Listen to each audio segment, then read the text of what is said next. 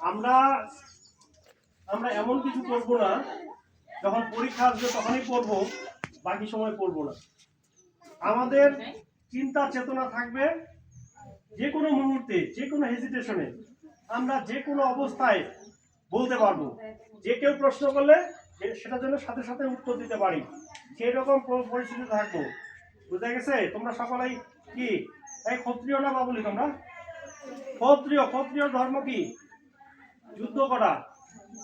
এটা কিন্তু সেই তৎকালীন সময়ে ক্ষত্রিয়দের যে ধর্মটা ছিল সেটা হলো যুদ্ধ করা। অর্থাৎ কি, ক্ষত্রিয়রা সবসময় যুদ্ধ করতে প্রস্তুত, যে কোনো অন্যায়ের প্রতিবাদ করবে।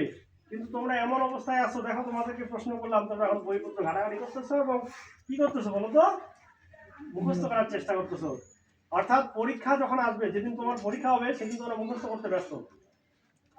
কিন্তু আমরা যখন পড়েছি, আমরা যখন ক্লাস 8, ক্লাস 6, ক্লাস 5 ছিলাম, আমরা আগে ভাগে পড়তাম। পরীক্ষার দিনে আমরা রিভাইজ দিতাম। কি দিতাম? রিভাইজ। অর্থাৎ